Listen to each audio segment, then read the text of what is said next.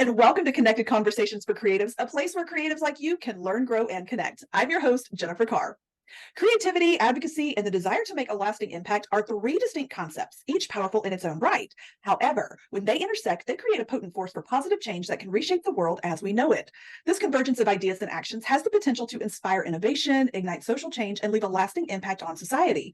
This dynamic and transformative space where innovative ideas, passion, and meaningful change merge is where artists become activists, where advocacy becomes an art form, and where creative solutions drive progress.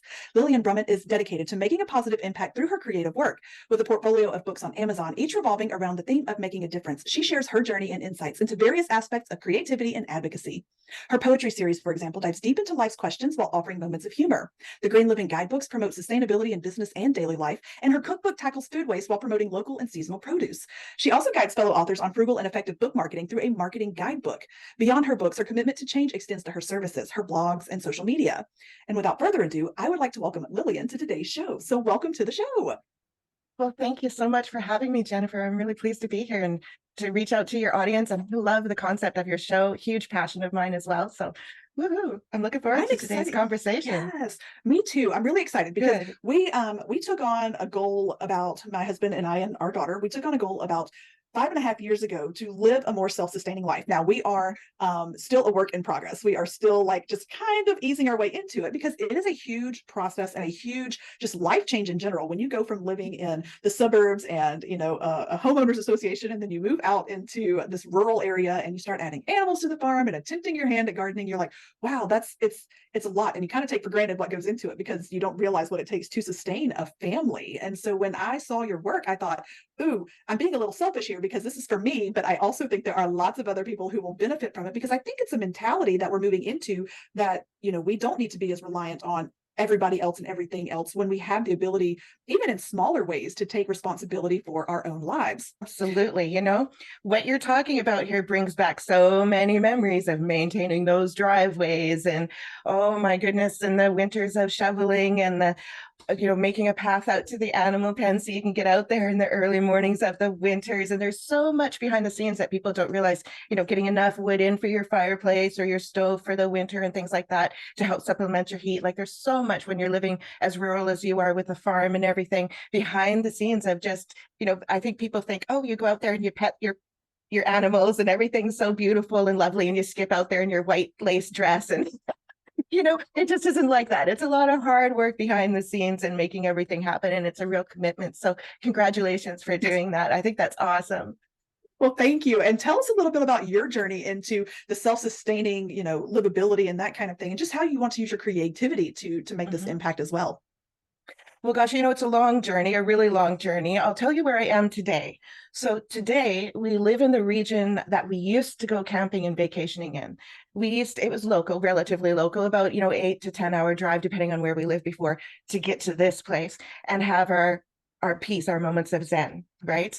Well, now we live here. We made that decision. So there was a few things that happened in our life that led up to us deciding that we're no longer waiting for the golden moment, because right now is the golden moment. Right now, this moment, this exact moment right here. And so we try to live that way, that this is our golden moment every day, every moment moving forward. And so we made that decision. We just sold our house. We packed up our little camping trailer.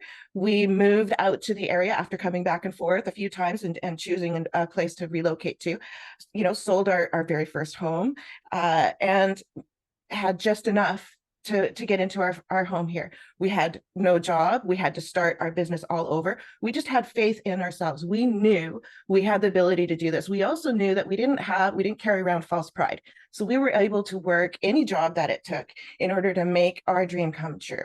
And so we came here with that mentality. We didn't come here with expectations, unrealistic expectations.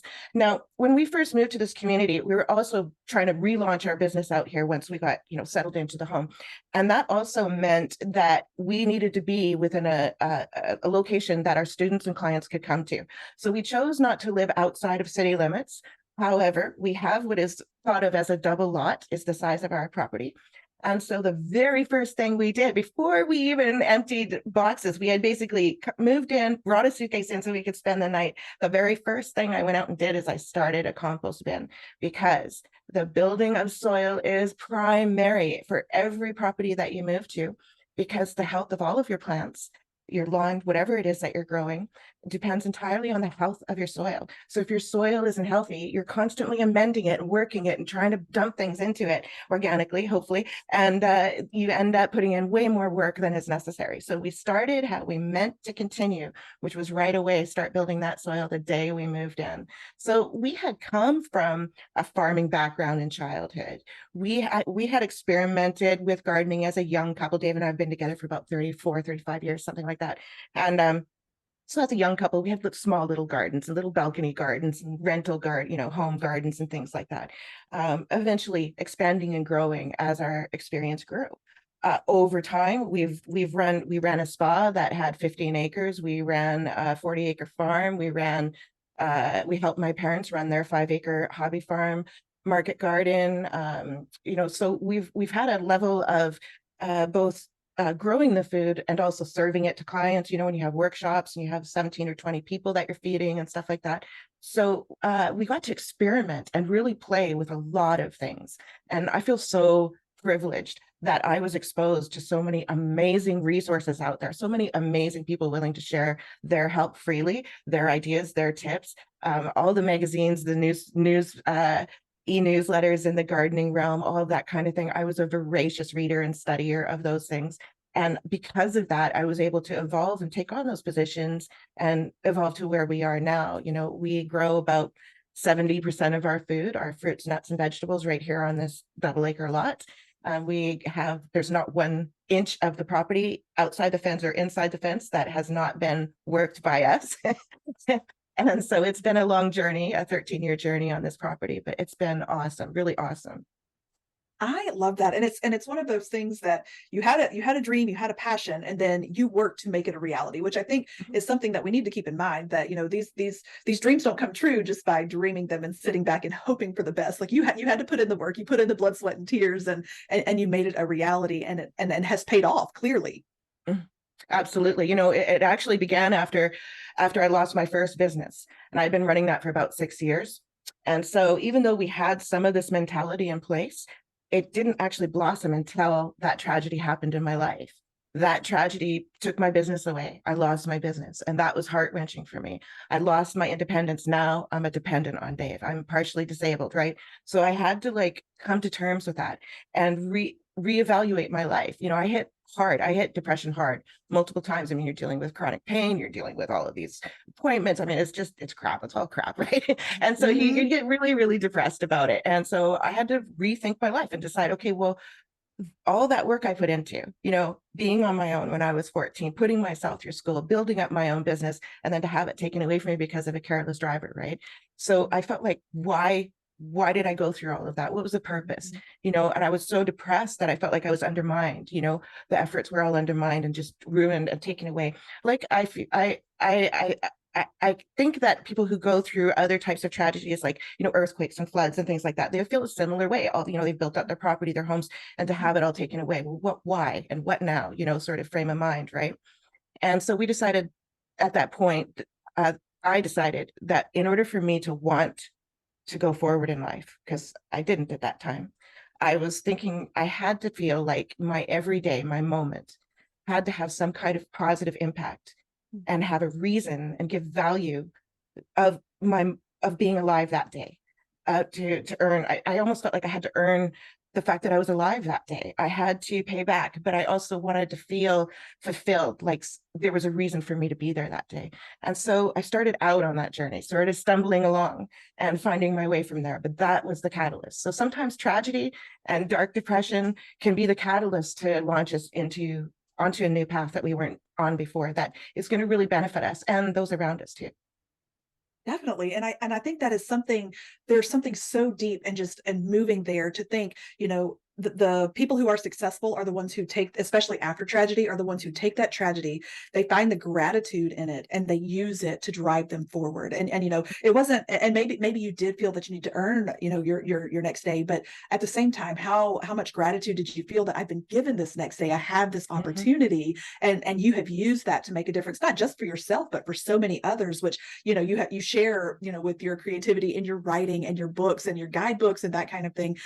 Which let's talk talk about that. Like how Okay. did the creativity, aspect pour into, where did the writing start, and how did you get into writing books? Because I think, that's one of the ways that you have shared your purpose is through your writing. Thank you. Yes. Well, I was taking some courses through the local colleges at the time where they were doing personality evaluations. How does your personality and your current, passions and beliefs tie into what they project as being available jobs in the next 5 years? Because there's the education before you get the job, right? So Mhm. I thought that was really, really helpful for me. Writing kept on coming up. It kept on popping up. And in my head, I'm like, no way, no way can I be little me. Who's going to listen to me as a voice out there? How can I contribute to the 80 billion books out there in the world? And how am I going to, stand out? What kind of value could I have? And so I didn't really play into that, even though it kept on, all these signs, universe, saying hello. And I just, nope, nope. I just, I had my own thoughts, my own ideas. But then my husband, who had been, playing. He's a musician, so he's written songs and lyrics, and which is really poetry put to music.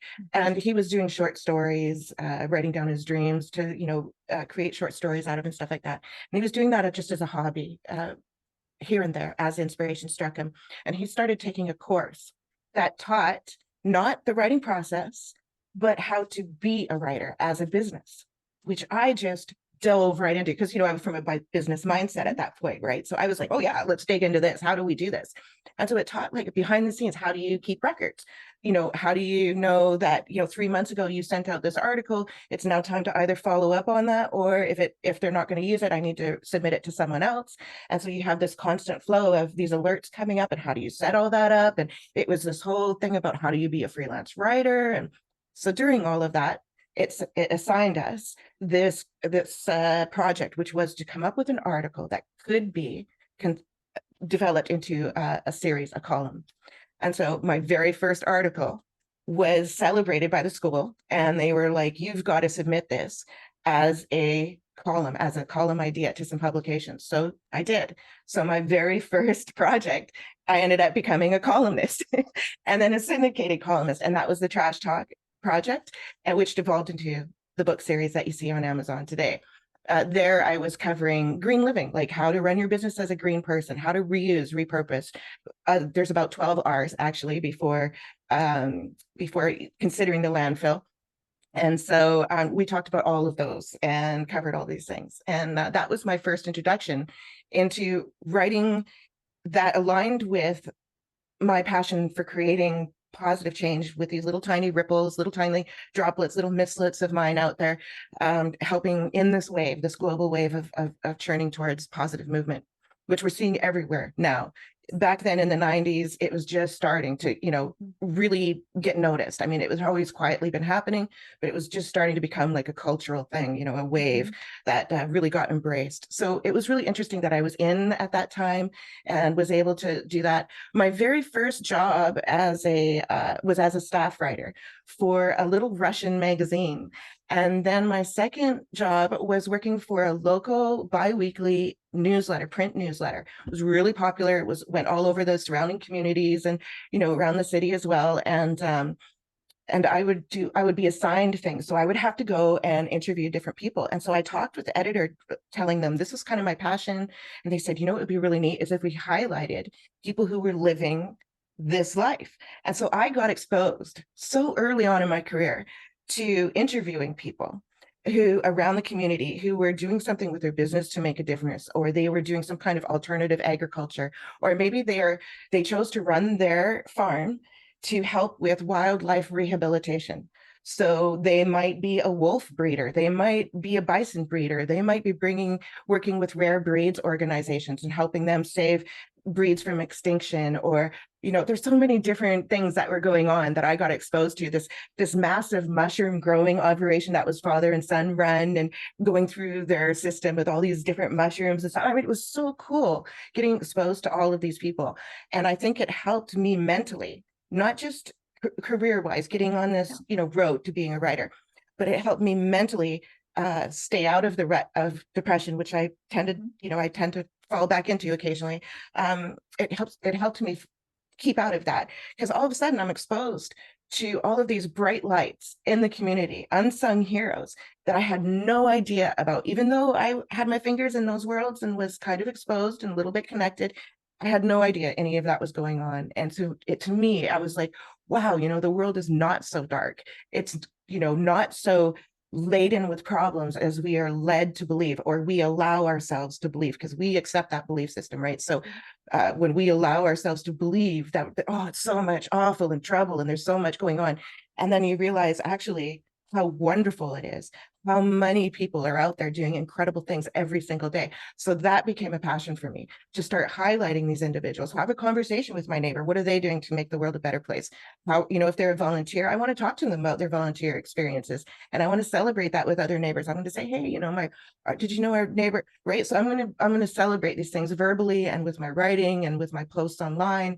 And to me, helping to like shine a light on those people, those activities, has become like a goal of mine, a passion of mine. You'll see it everywhere. You'll see it on my blog, on my Facebook posts, in everything that we do as a business, because I'm just so fascinated by it and so appreciated of all of this stuff that's going on. And if only we opened our eyes, turned off the news, maybe put down that newspaper and that fashion magazine and started thinking and having conversations with real people about real things that are happening, you'll realize that the world is not so dark, and that there's so much wonderful things happening, and we can play a role in that too. If all we do is share the posts about the events that are happening in our community, I mean, if that's all we do, we're still playing a role, right? So there's so much we can do.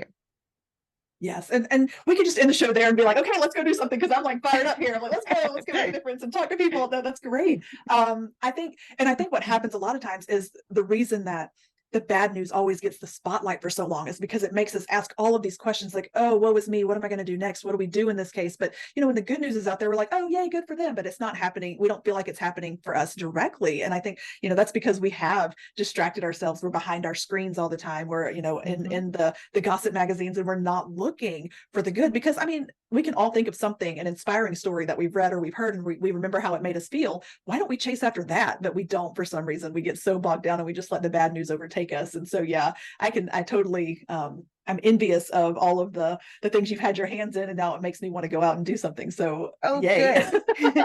Well, you are, by running this podcast, you're highlighting people who are doing wonderful things, and they're willingly sharing their skills and their resources and their tips to your audience. And that is huge. I ran a radio show too for about 10 years, and it reached internationally, and I had about 30,000 listeners a month. So it had grown to that. It took a while to grow to that, but it had grown to that. I loved running that show 3 times a week, 1 hour a show. And that same thing, interviewing people from around the world and learning about what they're doing and celebrating their volunteer activities or whatever it is that they're doing. It is so incredible, so inspiring to just be connected to that, to be plugged into that as a host, right? It just feels amazing. Yeah. It does. And honestly, that is the only reason that I even considered starting this podcast, was because I wanted to provide a platform where people could network and connect, to find the resources they need, because that's what I like doing, is saying, oh, you have a problem. Let's see if I can solve it this way. And, because I am a problem solver. Like I don't want to say that I'm a people pleaser, but I kind of am, in the fact that I want to see everybody happy and I want to meet those needs for people when they have them. And so that was really, and it was kind of selfish too, because I was on the beginning of my self-publishing journey, and I was like, I need resources, but I also realized I'm probably not the only one, so I'm not going to just keep them to myself when I find them. And so, yeah. So yes, especially when you're on the initial journey too, because you're a student, right? You're in this university now, and you get to ask the questions that you're looking for, but also that your audience is looking for. And so that can be an amazing experience. Absolutely. It is. It's freeing, and it's satisfying all at the same time. Yeah. So let's talk about your books. How many books do you have out now and on Amazon and all your other platforms? All right. So right now today, there are 6 books available on Amazon. And the first one that we were talking about earlier is the Trash Talk series, right? It's a 2-book series, and the first book takes you alphabetically through things that are commonly found in your office or home bins, and it looks at alternatives to those items. What can we reuse something so we no longer have to purchase that item? Can we reconsider as a consumer? We can maybe purchase something that has more of a longer life, so we're producing fewer of them. We can look at our local community and see what kind of take back programs, return programs, mail-in programs, recycling programs. There's reuse programs where you can take items that have some reuse potential still in them, and people can go to those sites and freely take from them. There's all kinds of things that we can look at. There's also ways of looking at that disposable item and saying, well, can someone else use this? Do I know someone who runs a workshop that could use this as a pot to rinse their paintbrushes out of, or whatever? So we're reconsidering everything, every level of it, before we hand it off to the recycling or the landfill, before we say, okay, you deal with it. We're taking responsibility for it, and we're finding new uses for it. And so in doing that, we're also benefiting our community. When we look into, say, teachers, you get into a group of teachers, or like, say, a Facebook group that is for local teachers in your area, you might be able to put a call out on that and say, is anyone looking for anything for their classes, for their class projects? And they'll send you a whole list of stuff. We need paper cup, we need plastic cups, we need this, we need that for our projects. And it happens to be something that you're able to contribute. So there's all kinds of things that we don't realize that are out there that we can use our so-called waste to benefit the community, as well as live a more green lifestyle and save a heck of a lot of money. So that was the first book. The second book kind of goes a step farther. Okay, we're going to roll up our sleeves, right? We're going to look at composting. We're going to look at, like, saving energy around the homes. We're going to look at how you can run your appliances more efficiently, what kind of maintenance is involved in order to make them run more efficiently, a variety of different things like that. We also cover things like, go a little farther. There's a chapter in there, one of my favorites, that's called Clean Walking. And Dave and I, for about 25 years of our relationship, before my old body started breaking down, we used to go camping and, cycling and all kinds of activities on the lakes and on the trails. And in doing so, we made a project of taking along that shopping bag or two or three, loading up our pockets with them crumpled up and ready to pick up litter along the way. And we made a goal of filling at least one of those before we came home. So we didn't go home until it was full. And so that became like a little fun family project. And we ended up doing that for a long period. It's called Clean Walking, and we encourage that. We talk about the various things that we found during that, like you're canoeing and all of a sudden you find a snorkel, all this stuff like that we found was just incredible. Lots of toys and things that we were able to wash and then donate back to a thrift store who sells them, raises funds for the local community, and saves a family, extends their budget, right? So little things all along the way that we can reconsider as we're out there doing things. We have another section in there that is for vacationings, reconsidering your vacations, the impact of your vacations, how you can use your vacations to create positive change, etc., and so forth. So there's a lot in there in that regard. We have another series that's a poetry series. It's called Playing with Words. It's exactly what poetry is for me. It's the art. It's putting color on the canvas. It's capturing moments and, in a very short space, showing how bright and how intense that moment was. And so it could be very difficult to do, but very playful and intense and creative use of words. And I just love that part of the writing career. We also have a book for writers. It's a guidebook. And so it basically walks people through the process of being a writer. All my business knowledge from my first business, and then everything we've learned in Dave and I in running this business for about 26 years or something like that, taking it from one community to another as we moved, relaunching it, all these, each time, and how we overcame challenges. And all of that knowledge is packed in there. So right from the beginning, you'll learn how to start out your business plan. What is an action plan? What is the succession plan? How do you handle your taxes? How do you handle your queries? What do you do if? Those kinds of things. Then it goes on to, okay, now you have a book. Now what? So walks you through how to market that book for the life of that book. Now that book, you're going to have a contract with your if you're going traditional publishers, you're going to have a contract for about 2 years. Usually it's about 2 years. You have the option sometimes of renewing that contract. Typically, once that 2-year program contract is up, the publisher is looking at newly published books. They're not wanting to put energy into a backlist. And so you have to then do something with that book. Are you going to rewrite it? Are you going to release it in a new edition? Are you going to split it into 2 books? Are you going to go with another publisher? Are you going self-publish? Are you going in different formats that you haven't experimented with before? So it walks you through all of that and all of the different marketing that goes on behind the scenes. It encourages you to space out these things because it's packed. Like, it's a 400-page book, right? It's packed, but it tells you you don't have to do all this all at once. So create a plan, an action plan that works for your schedule, and space out the activities. So let's say you're working on a chapter of reviews. You want to get reviews for your first edition of your book.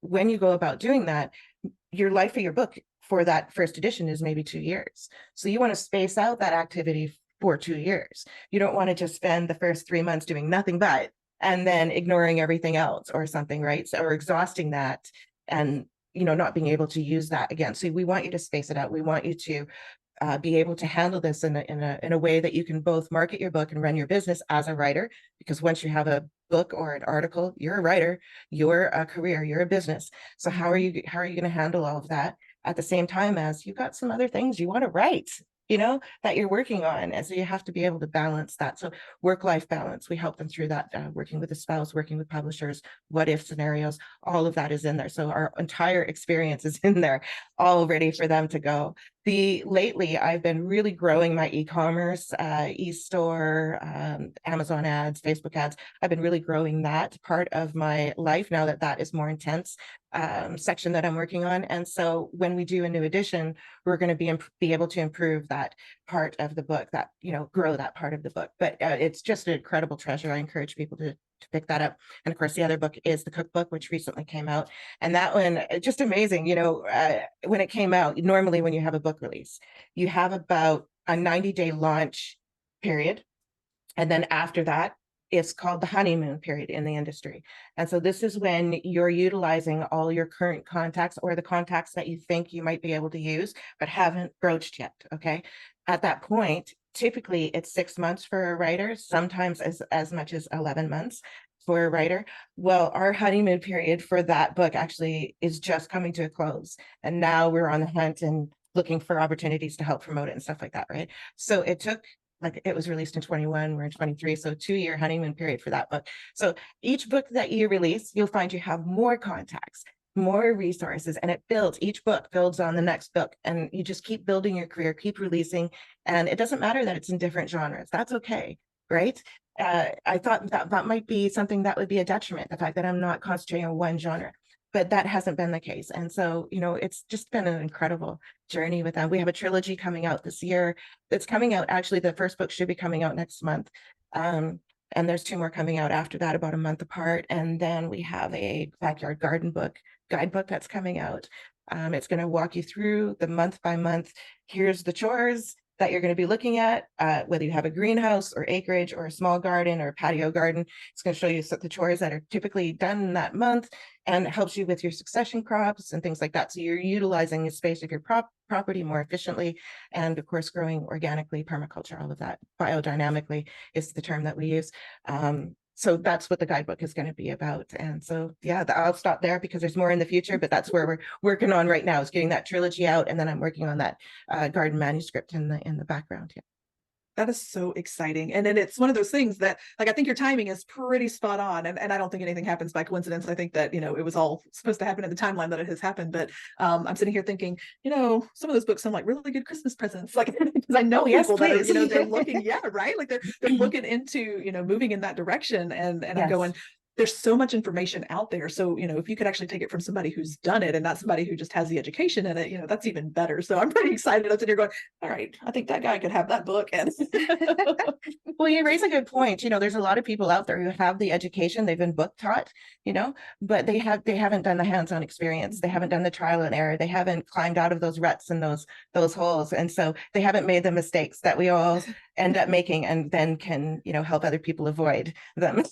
So yeah, it makes a difference. Like I would rather go to somebody who has been there, done that, and has that hands-on, even if there was zero textbook knowledge, but you've experienced it and you've repeated the results. By all means, you are my go-to source. Oh, thank you very much for that. Yeah, and I think that's why our blog is so popular. The conscious discussions, or sorry, the Brummet's conscious blog, Brummet's conscious blog. It's been going for about 20 years now, almost daily for 20 years. And we have last month we had, I think, 15,000 visits. The month before that, we had 17,000. let's see, September, which I guess would have been last month. We're on October 3rd now. September, we had 28,000. So, we have a variety, a good, strong audience there. It does fluctuate as things are online, but it's so popular, I think, because of that, because we offer that. We have, like, here's a pile of information, and people absolutely love that. They go in there and they just absorbing it. It's great. It's great to be a part of that. That's awesome. Okay, so there are many people who are looking to make these changes, but it can be very overwhelming if you just try to jump in head first. So what are some practical steps that we can start with, either living more sustainably or running a business more sustainably, or a little bit of both? Like, let's hit on some practical, easy steps to get us started. Okay, so you want to start right where you are. Start how you mean to continue, and then start doing it from there. You grow your what you're embracing into your life or your business. You grow that slowly widening circles. So you might start with your home and your business by looking at safe, green cleaning supplies. Maybe you can get rid of all of those containers that you're buying all the time full of products that you don't necessarily need to have. And maybe we can start using like vinegar and baking soda and dish soap and hot water, right? Maybe we can get a steamer instead of a carpet cleaner, so we're not buying chemicals, dumping it into our floor, wondering why our pets and kids are sick, right? So these are things that we can now consider and start doing right now today. You're going to save hundreds of dollars a year, a minimum of $700 a year, up to $1,500 a year in cleaning supplies alone, just by making this one changeover, right? Get rid of those smelly plug-in things and those smelly sprays and stuff like that. Use simple, clean, filtered water with a few drops of, lemon oil, or lavender oil is my favorite. Not everyone is a fan of lavender, but I like lavender. So I'll put a few drops of lavender in a little mister. I'll go around and I'll mist. And there's my smelly if I need it, You can go natural this way and save, as I say, thousands of dollars every year. And you're going to be reducing how much you're throwing out, how much you're contributing to the recycling and garbage systems. Okay, so we can start there. The second thing we can do is look as a responsible consumer, a conscious consumer. Become aware of the products that we're purchasing. What are we purchasing? Evaluate that. What are we purchasing? Are there alternatives for those things? Can we get printer paper that's made with recycled content? Simple changes that we can look at, that slowly growing greener and greener and greener until we find the right product and just the right situation for our unique situation. Everybody's so unique as to what you're using and what you're doing. Before we throw something out, can we reuse it? Maybe we've got something that's printed on one side, or an envelope that came to us and we haven't used the other side. Well, it becomes note paper now as we're studying and we're taking notes while we're listening to that seminar or that webinar or doing an interview, so we don't forget, oh, I got to remember to mention this. So we can have those notes, our shopping list, right? Little things that we can do around our home and our office that can start making a difference. What I would like to see people do is during the downtimes, like when you're not so busy, you don't have as many clients coming in, so as many projects coming in. Now's the time to really evaluate your in-house policies. How can you improve them? What is available in your local area? Have you done all the research and found all the return it and mail in programs and all this? What's going on with the recycling and return it and all these programs? How can we participate in it further? Once we start bringing in these things in, so we're collecting our ink trays from the printer and we're going to mail them into the company, and we have a box sitting there. We have to wait for it to fill. Why can't we then open that up to the public, right? We say to the public, hey, come on in, right? Talk about it on the radio. Get your local district aware that you are one of the places that they can list as a place to bring in these things.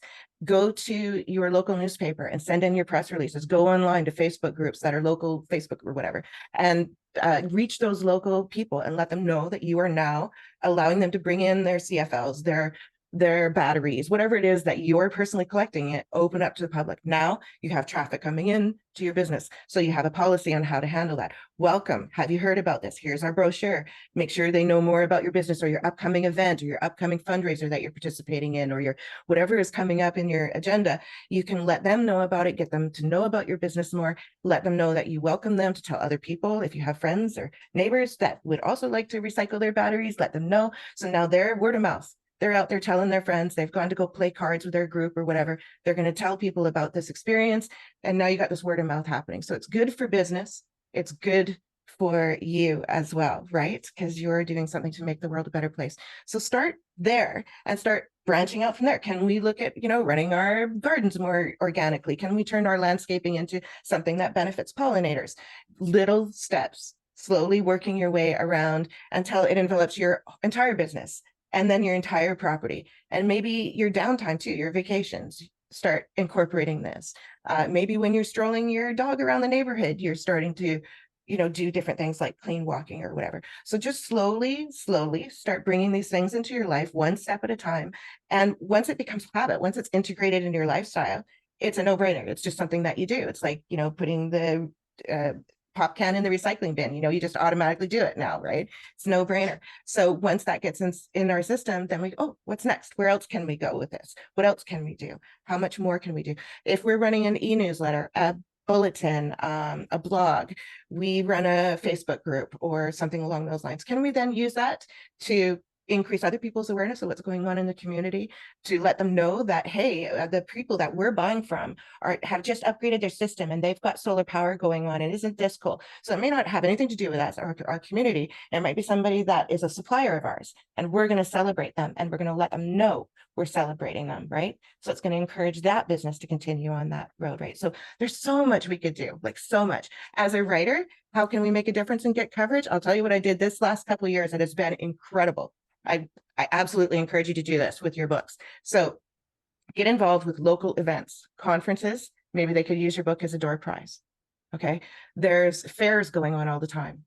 At your rec center, they might be doing spring displays of, all flowers and landscapers and equipment and all kinds of stuff are on display, and you walk around and you see the food booths and stuff like that. Well, they have contests. Maybe there's someone with a booth there that would be really interested in holding a contest for one of your books or a gift certificate for one of your services or a product that you've produced. Why can't you get involved and start networking with these people who have booths, with the organizers of these events, and offer your product, your service, your gift certificate as a door prize or as a prize for their contests or any of those kinds of things. There's locally there, the Santa Parade. And so while they didn't have a contest at the, parade itself, the people who put on the event and all the people who did the floats and all the volunteers, they got together afterwards and they had this celebratory dinner and, gathering.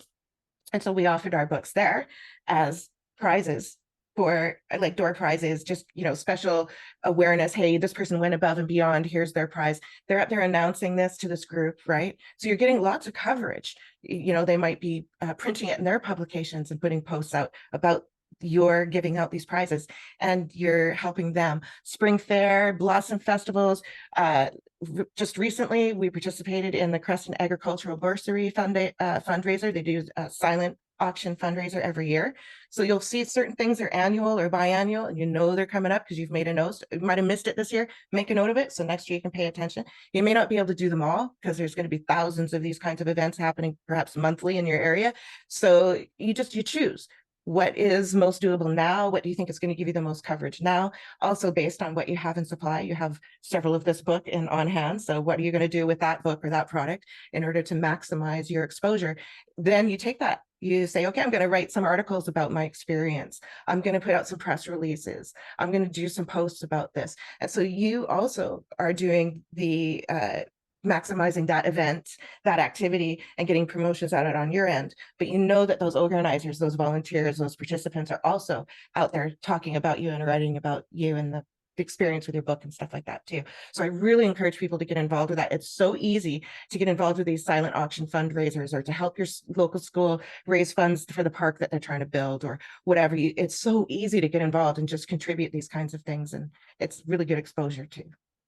Absolutely. And I think networking it's crucial. And we kind of take it for granted because we think, I've written a book and I've published it, and therefore now that it's on Amazon, everybody's going to find it and see it. But the fact of the matter is there's a lot that goes into marketing and selling the book that you have put all of that time and effort into writing, and creating a network, whether, it's with other authors or businesses or your readers in general. Like, you have to make these connections in order to be successful, because if nobody actually knows who you are or that you've written a book, your book is just going to sit there floating in cyberspace for just waiting for somebody to stumble upon it, which could take forever.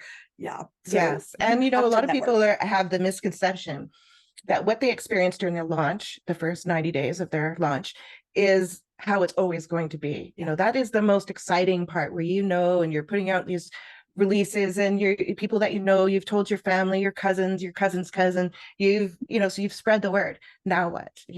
And as you say, there are well, after COVID, right after COVID time period, about a year after the big collapse of society and everything, people were putting a lot of energy into these projects that they weren't doing before. Their dream, maybe I'll try to publish my poetry book or whatever. During that time, about a year after that shutdown, there were 3,000 books being published on Amazon in the United States alone every day for about a month. It was crazy, right? Like normally it's 1,000 or so books being published. It like tripled down and all at once. So it was this big flush in the market. So when you have those big flushes in the market, everything else is affected by that, and so it can really you can have dramatic effects as to how much exposure you're going to get, how many impressions your ads are going to get, all of that, because if everybody's doing it. So we need to find unique ways of standing out. How am I going to stand out among those 30 billion books that are out there, and especially if you're in a saturated market, how are you going to stand out among that genre of books as well? So, there's some little intricacies of figuring that out, being consistent, having a plan, have an action plan. So what we do is we have a 5-year business plan. So every 3 or 4 years, we go back, we reevaluate that 5-year plan. Did we accomplish what we were hoping to do? What were the things what were the challenges? How might we address that or adjust our policies or whatever, our activities in order to accommodate that and bring that into the current 5-year plan. With that 5-year plan, we break it down into 5 years. So we now have an annual plan. I know what our goals are for this year. We may not always accomplish everything on that plan. It's actually pretty rare, but we have a plan. We have an action plan. We know what we're doing first. We know what's coming up and what we have to do to prepare for that project in 3 months or whatever. So we need to have everything in place before right? So you having that plan really helps you not become overwhelmed, because it's so easy to get into that state of overwhelm. You're like, oh my gosh, and everybody's telling you what you should do. And everybody's got a long list of these shoulds that we have to pile on our shoulders as artists, as writers. And so we have to sort of shed those shoulds and choose things that are working for us now. If you see something that's working for you right now, double down on that. 80% of your work should be on that, but don't count on that working tomorrow. Tomorrow, everything could change and something else that you're doing is now working. And so you got to double down on this now. Even if you have plans over here and you're like, I'd really like to do these things, but my action, so you have to sort of choose where you're going to put your energy and find that balance, so that you can still be creative. It's very difficult to be a creative person, and that is your job as your entrepreneur, because finding those moments to be creative and to develop your creativity and develop your skills and just play in the field so that you're not reaching burnout, because it's something you love and you turn it into a business, it can become deadened and hardened, and you start feeling underwhelmed and overwhelmed, overwhelmed by everything you have to do, underwhelmed by the results, exhausted, right? So have a plan, pace it out, and just be really flexible. And that is the best tips I could possibly offer for anyone out there as a writer. Yes, and that is fantastic advice, because as a creative person, I do tend to hyper focus sometimes when I get really excited about something, but then I've done it so hard for so long that I do hit that burnout stage. And so I have learned that you have to take a step back and you have to say, you know what? All good things come in time. Like, that is something I have to remind myself over and over again, is that time is my friend. It's not working against me. Yes. I'm not guaranteed tomorrow, so I'm going to do the best I can today with what I've got. But chances are I do have tomorrow coming. Therefore, I'm going to work and towards whatever I have on the goal set for tomorrow. I'm just going to work today to get to tomorrow. And so, but goal setting and goal achieving is one of the greatest forms of motivation. Like in human psychology, like setting goals and achieving those goals that will literally motivate your mind to do the next thing, and staying on task and staying on that plan. And so I highly agree with you that setting goals and working towards those goals, that's the best thing. And any creative person can do, but I can speak from the writer standpoint that yes, make a plan, stick to the plan. There's this meme that goes around that's like, it came from a TV show where they're like, there's 4 steps. You make the plan, you act out the plan, and then eventually throw the plan away because the plan doesn't work. And I'm like, don't throw away the plan. Just be flexible and adjust your plans. That's right. That's right. And you're 80% more likely, as human beings are 80% more likely to enact on a goal if we've written it down and we've created a plan around it. You don't just say, oh, I want to be a bestseller, right? You think about what is achievable, what is doable this year, and then you create that plan and you break it down into doable steps, and every day you work towards that. You're not always going to be able to accomplish your long list of things that you have to do every single day. It's just not going to happen. But if you have that plan in place, you're more centered, you're more focused, you hold yourself accountable, you know what's coming up, right? And it's okay to set things aside. It really is okay to set things aside and come back to it later. It doesn't mean we're saying no to that thing. We're just setting it aside because something else has taken precedence up in our time. We have to look at our life as an entrepreneur, as almost in these hourly allotments, right? We have this many hours of energy and mental focus to put into our careers, yes, whether it's marketing it or building our business or creating products, whatever it is that we're going to be focusing on. That's how many hours we have. And so we have to sort of prioritize what is doable today.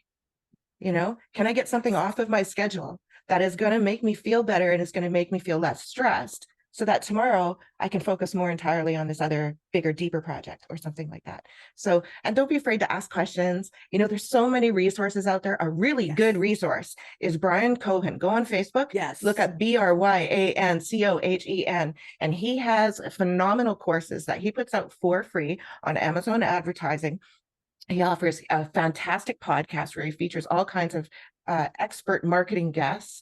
And this is free. His school, of course, is not free. It's something you have to pay into. But the amount of information that I've been able to glean from him, plus all the courses I've taken and studies I've done on my own, has created this concept that I'm really able to work with now more on the e-commerce side, the advertising and all of that. We were saying earlier that things take time to percolate, and that's a really good example with the advertisings.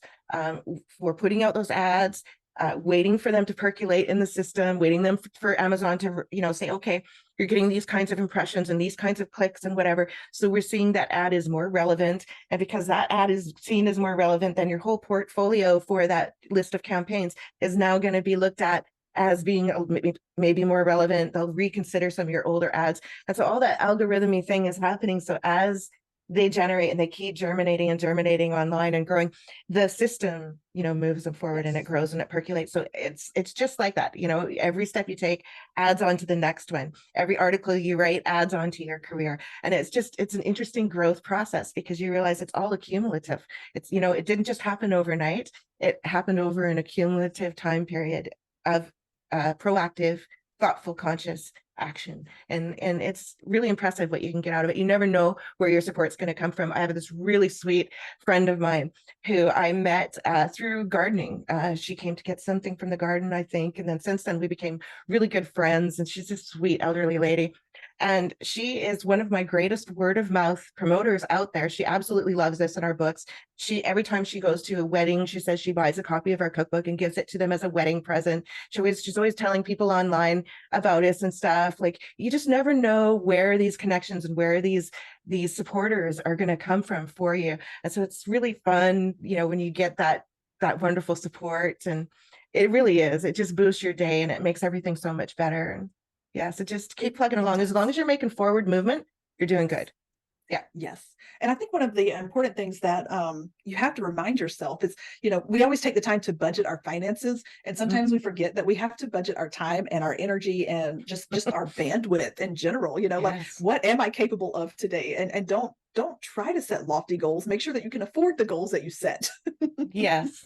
Yes, and the scheduling is the only thing that works for me. I, like you, I don't have as much of a farm as you, but the double lot that I have, and it's all garden space and stuff. So, there's a lot going on during certain seasons where I have to, okay, well, I can't do as much in the office during peak harvest season. I just can't. I'm only one person, I've got all the stuff I have to process and, freeze or whatever. And so there's our time periods. And so you have to be okay with that and just say, okay, well, right now my kids are really active in their baseball and I have to concentrate on that right now. That doesn't mean that stops. It's just I'm refocusing my energy so I can have a whole life Yes. and still run my business. It's just slowly take things on, always make that forward movement. And when times are slow, look at how you can improve yourself. How can I grow myself as an entrepreneur? How can I understand the business more effectively? How can I learn how to connect with others more effectively? How can I learn more what's going on in my community so that I can connect with that more effectively in the years to come? So it's always, if you're not doing something that's moving your business in a forward movement or creating some content in some regard, then you're going to be looking at how can I improve myself? How can I improve my skills, my knowledge? Oh, yes. You've pretty much, I didn't have to ask a lot of questions because we just kind of, it flowed through our conversation and I was like, oh, well, we can just skip that question. Okay. We hit it, all the highlights, but let's open it up. Like what's something that you want to just kind of throw out there, talk about, open floor. Open floor. Okay. Well, I think as an entrepreneur, as a writer, for me, one of the greatest assets that I have is I use a spreadsheet. I know people are going to go, oh gosh, you're going to want me to keep records of all this stuff. But honestly, I find it really, really helpful. So when it comes to anyone that I've queried, anyone that I've created some sort of connection with or attempted to create a connection with, I'm making a quick note on a spreadsheet. All I'm just doing is saying the name of their business, the contact name, their email, their website. On the side, the very last column is going to have a square for taking notes. So if I've had a response from them, I'm just going to say date, bullet form, positive response about networking. And so next time I go 6 months later, I'm looking through my files and I'm like, oh, I want to do my follow-ups. I know exactly what stage I'm at with that person, whether I've heard from them or not, whether I need to do like a follow-up on that cold call, or if I'm following up on a conversation we've had. I try to do my follow-ups annually. So right around the end of January, beginning of February, after the holidays, before tax season, when everybody's getting too busy to handle things, right in that time period is perfect for doing follow-ups. So I'm going through and I've had an interaction with in a magazine editor who featured us, and then maybe they published an article later on that year. And now I'm connecting with them and I'm saying, you know what? We happen to do interviews with publications like yours, people behind the scenes of making that publication possible. So would you like to come on to my blog? So I'm going to connect with them offering something. If I don't have something to offer when I'm doing my follow-up, I'm going to say, based on the conversation or the previous article you published or something I saw in your magazine recently, I feel that I could contribute this new article idea based on that as a follow-up to what you've published or as a follow-up to the article or conversation we had, taking it further, deeper. Are you interested in that? So you're following up on every conversation you've had, whether it was a cold call or whether it was a positive finished thing, you think it's done, it's never done. You follow up with them, you offer them something, you connect them with someone, you know that they're interested in something and you know someone else has that. You can be the go-between, the in-between that connects them. Now you're the guru, you're the resource, you're the person that they connect with.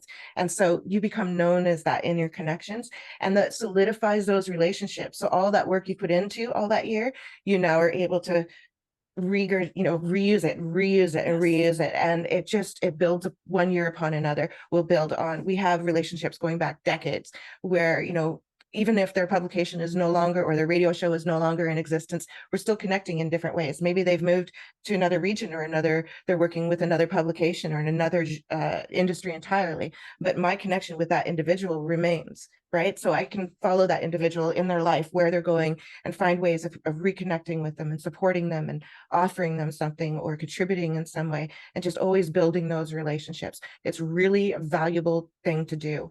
We put all that work into researching that person. We sent that query letter out. Maybe we didn't hear back from them. They're busy. Their email got overloaded. Maybe it got sent to their I don't know, spam or junk folder or something like that. There's no reason why we can't follow up with them as well. Hey, I reached out in February last year about this. I realize you must, you might be busy and all of that. I was just checking in with you. You have this way of just finding ways of reconnecting with that person, even if they didn't respond to your first query letter or something like that. And the relationships that you build will carry you forward years and years and years of that. And it's such a powerful thing. Initially, you might have maybe 300 people that year you've connected with, right? But then you have that 300 people, and the next year is 300 people. And then the next year's 300. So now you got like 1,500 people or whatever in your contact list that you're reconnecting with. And so every time you have something new to announce, you can use that as a way of reconnecting with them too. Hey, I just started this blog. Hey, I just started this podcast. Look at this new book I released. All of these new happenings can be fodder for reconnecting with them if it's appropriate to reconnect with them about that. So it's just such a valuable tool to have.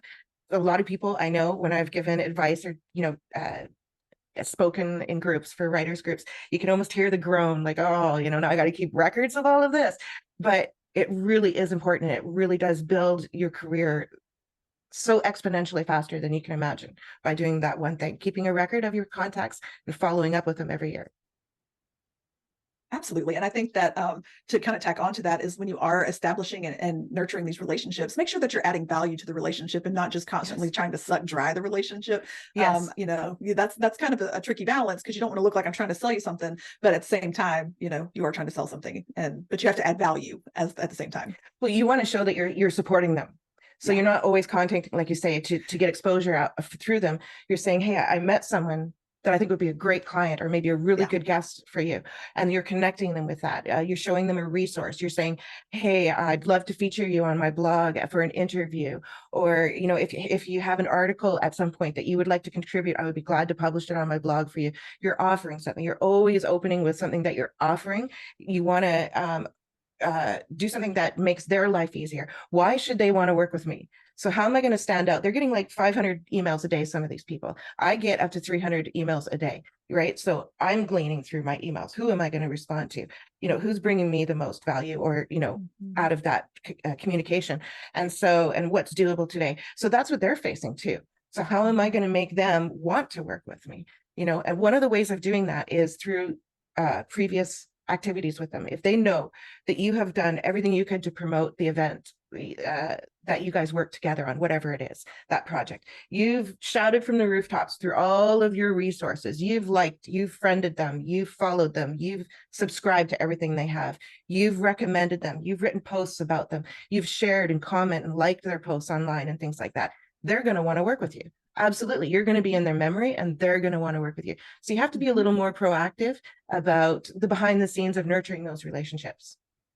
Definitely. And to do it genuinely too, because there are some, there you can tell when someone's being genuine and they're genuinely interested in you and your work. And the same is true for, they can tell when you are genuinely interested in their work as well. And so, to make sure that you're doing this, not as the sleazy salesman, but as the person who genuinely wants to see, even if they're not your friend, your acquaintance, your colleague, whomever, succeed. I had a guest who, it's really funny, her podcast actually airs tomorrow, but we did this interview months ago, because that's how my schedule works out, or what have you. And over the last couple of months since that interview, we have collaborated on, like, she's got a really big Kickstarter coming out tomorrow, and we've collaborated on some things. She was like, hey, because I have you as a resource and I really appreciate this about you, can we do this? And I'm like, yes. And can you do this? And it became a relationship and a partnership in a lot of ways, because we were genuinely interested in each other's success. And so if you will nurture those relationships, there are mutual benefits involved down the road. Sometimes you won't see them immediately, but they are there. Absolutely. Yeah. And that's a great example. You want to go into it with, I want to nurture this relationship.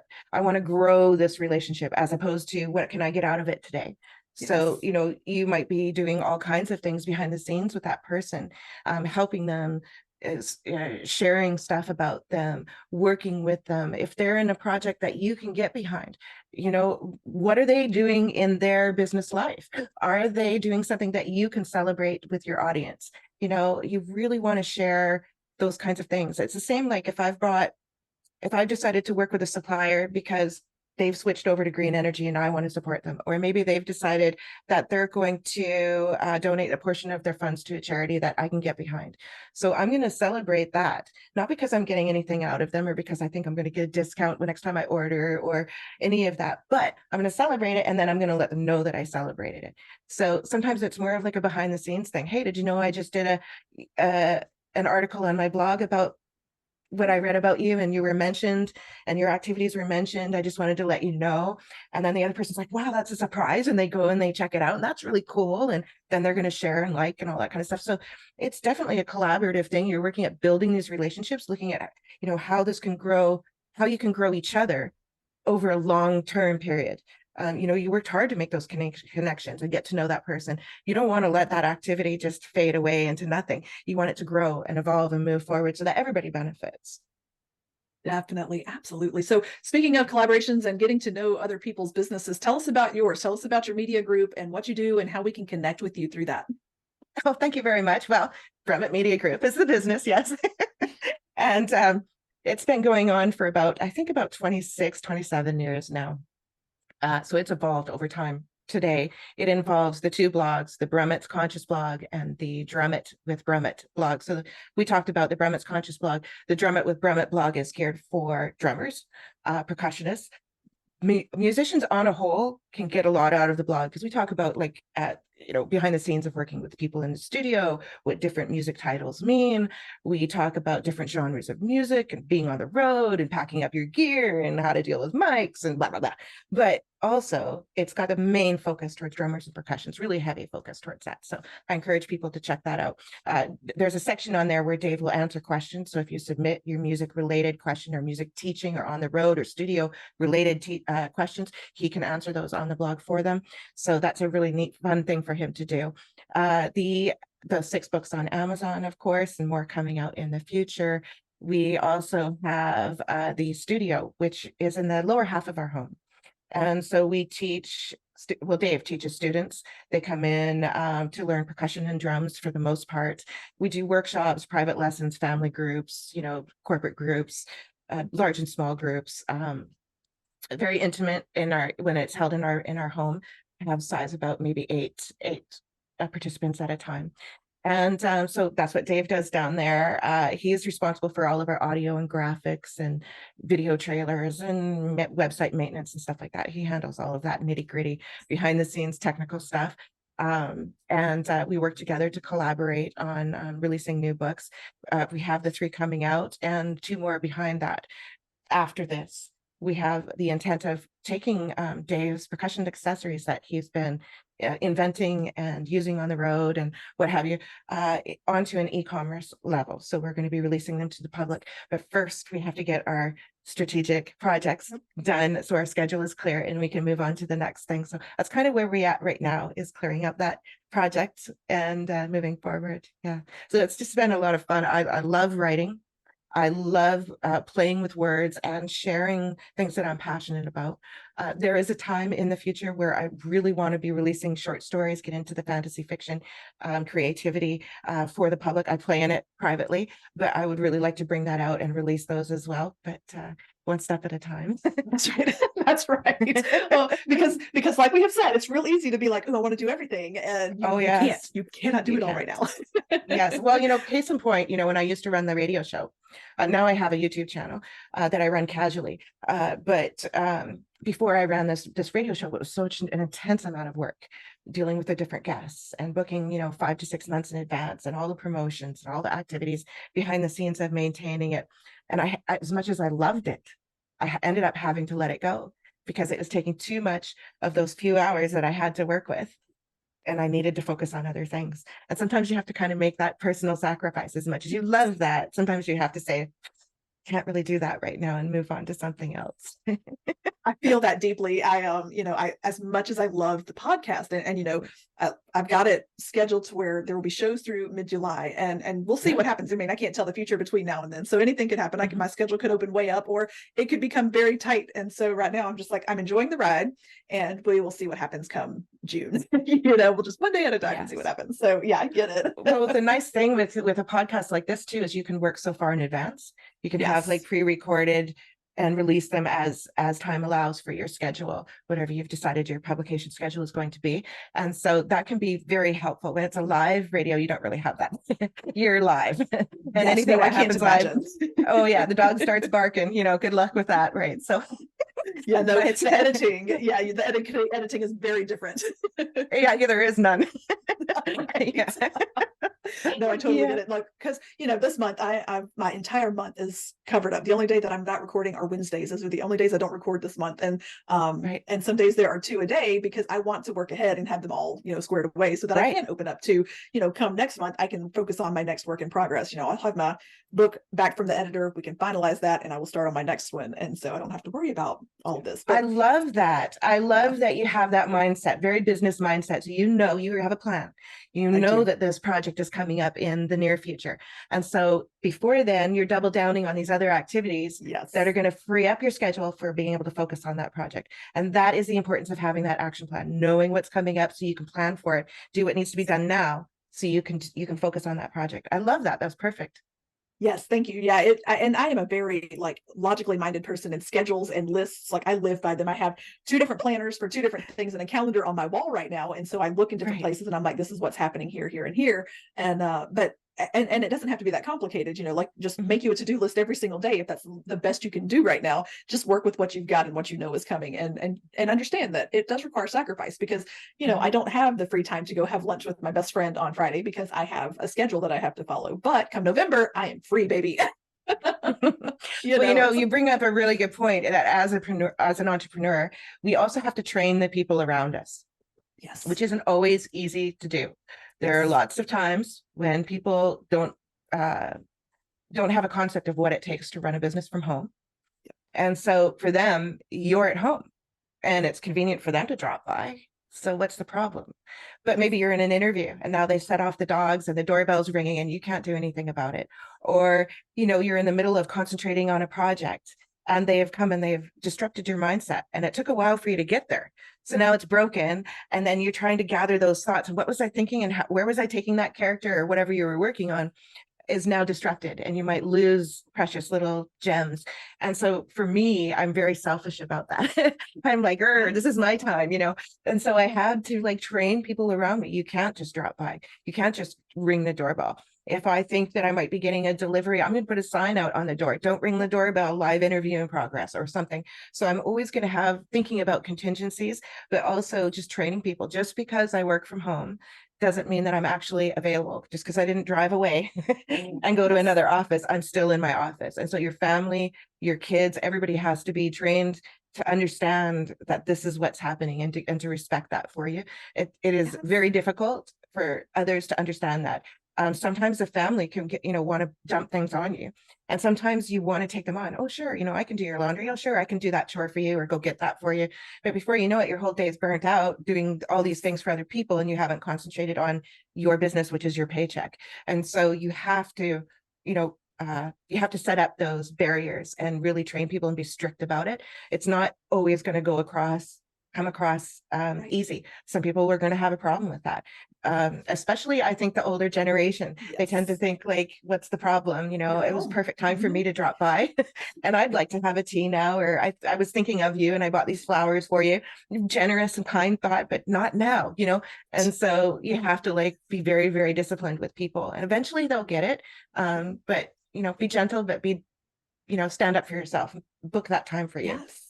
Absolutely. Boundaries don't make you selfish. And that's true in every part of your life. If you need boundaries, you set them and you maintain those boundaries and you enforce those boundaries. Because I had very similar instances both times. I was gearing up for my final edits were due on Friday, and come Monday, I had a message from my father-in-law asking if I could help edit some photos. And I was like, I can edit 1 photo a day because it's going to take me a couple hours. I'm not a photo editor, so it's going to take me some time to work through it and then to get his feedback. And I said, I can do 1 a day, maybe. So it might be Friday, it might be next week before you get them back. And he was like, oh, and I was like, yeah, my schedule is full.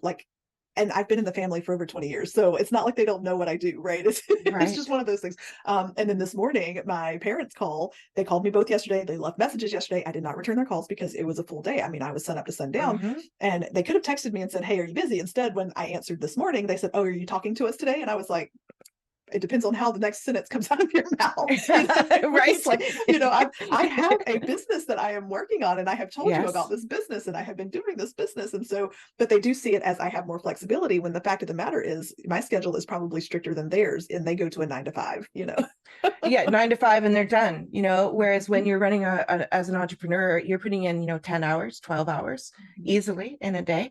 Some days you won't be putting in as much because you're working the farm or in the garden or, dealing with the family. But on average, you're putting in much longer hours, and not necessarily during a normal work time frame, 9 to 5. You might be working until midnight one night. You might be doing an interview with someone in Australia, so you have to get up at 3 o'clock in the morning for that interview. You don't know where your time is going to be, and so it can be, they really have to respect that, and it can be so difficult for some people to understand. Yeah, absolutely. I've been through it, and I still have a couple of neighbors actually that is just like, oh my gosh, they just don't seem to understand. And I like what you said about returning the message the next day. I think that's really important, that we have to understand that when it comes to running our business, it's not about feelings, right? So, if there's 5 people that keep calling and leaving voicemails, and we don't have time to deal with them right now in our schedule, and we get back to them a couple days later, that's the way it is. For myself, I'm often dealing with meetings or interviews, or I'm concentrating on a project. So my phone is turned off almost all the time.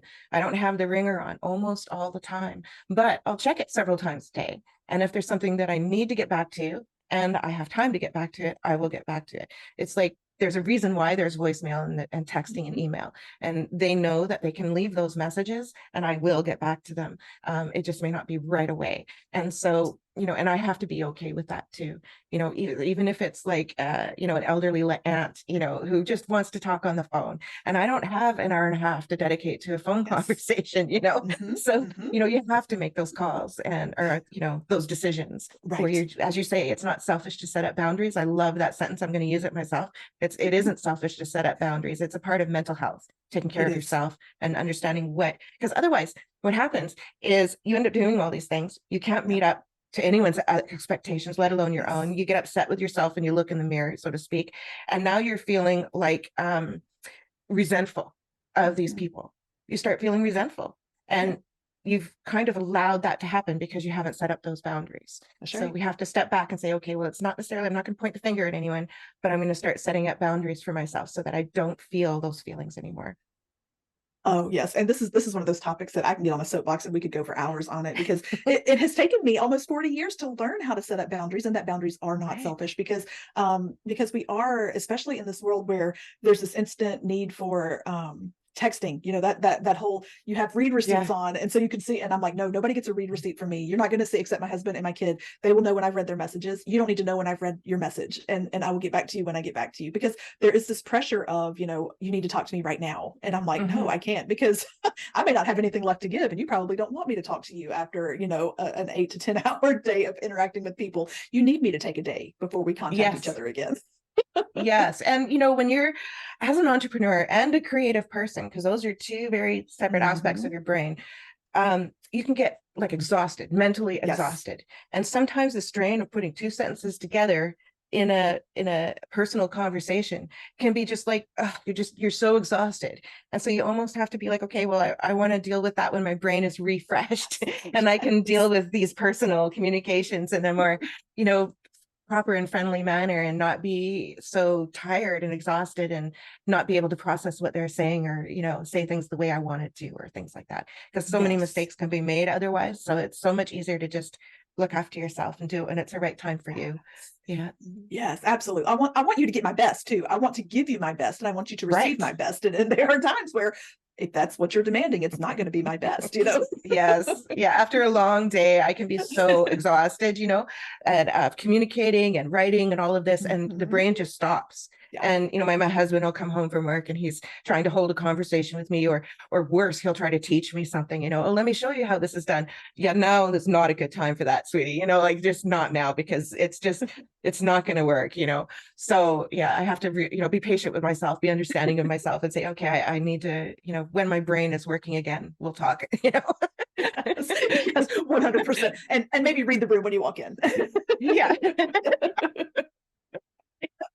Oh my goodness. Okay, so what is there have been so many like massive, not even just nuggets, but like massive pieces of information that we've just dropped. But like, what is the Yes. one thing that you want somebody, if they could hear nothing else, what do you want them to walk away with today? Oh, be patient with yourself. Be patient with the Woo-hoo! process. Number one, just be okay with being flexible and knowing that even though you have a plan, not everything is going to be on that straight and narrow path. It's going to be really windy and up and down, but having a plan is going to help you. But be patient along the way. Be patient with yourself because you're not always going to be at 100%. Be okay with that. And yeah, set up those boundaries. Like she was saying, I Yes. love that. Set up those boundaries. It's not a selfish act to do. I love Oh, that. yes. Oh That's my like gosh. a mantra Yeah. I got to tell myself, honestly. I really do. It is, and it's one that you have to repeat until it becomes a thing. And even then, you're Right. going to second guess yourself. You're going to be like, Yep. oh, maybe I'm being selfish. But the fact of the matter is, if it threatens your well-being, your mental health, your time, your goals, if it threatens that, it's not selfish to say Yeah. no. That's right. Yeah. To take care of yourself. And maybe you need to like cocoon yourself for a week and, baby yourself until you're ready to go into the next whatever. There are times when we come out of a project as an entrepreneur, as an author, or a creative person, you come out of it so exhausted. It's like Yes. a wrung out rag and it's like a skanky rag. It needs to go in the laundry. It needs to be hung on the line. It needs some vacation time. It needs to be folded and put in the cupboard and lie fallow for a while before you bring it out and start working Yes. with it again. It kind of feels that way sometimes. Yeah. It does. And that is such a great mental image because I can picture it and I know exactly like at the end of August, that's where I was because I did another round of like everyday interviews and just bam, bam, bam. And by the end of it, because by nature, I am an introvert, like I am an extroverted introvert where having this conversation, I'm going to go sit for an hour by myself and process and decompress but not everybody can see that. And so they don't understand. And so boundaries matter and taking They care of do. yourself matters. Absolutely. Yeah. Mental health matters. Yeah. And knowing It yourself, like you does. say, I'm the same way. I got to contemplate things before and Mhm. after, Mhm. and probably a lot after. It just keeps going around in the head. But knowing that that's my personality and allowing Yeah. for that is good. Mhm. Don't try to be something that you're not. Don't try to do Yes. something that you're not comfortable with. So for instance, those shoulds that everybody wants to put on your shoulders, should you be producing videos on TikTok? Is that really your thing? Is it something you're comfortable doing or comfortable learning how to do? Is it something that you can consistently keep in your schedule and maintain? Or is it something that maybe you are thinking about exploring in the future? So these are things that we can pick and choose from. We don't have to do everything all the time Mhm. and just be okay with that. Yeah. Yes, 100%. Well, I think that, like I said, we've run the gamut. We really have, like, we've hit I it think we all, have. and it's been Yeah. so good and enlightening. And I would sit here for another hour, but I do have another interview that I have to prep Okay. for because I can't get enough of people. I just really enjoyed the conversation, Jennifer. Thanks for having me here today. I really enjoyed the Yes. conversation. So Absolutely. did I. And all of your information, your website and your blogs and your books and how to get to them, it's all going to be in the show notes. And so Okay, anybody that wants to will be able to find you just by the click of a great. button. So, and I really hope that I can't wait to see what happens next because I know you've got a plan and I can't wait to see that plan come to fruition.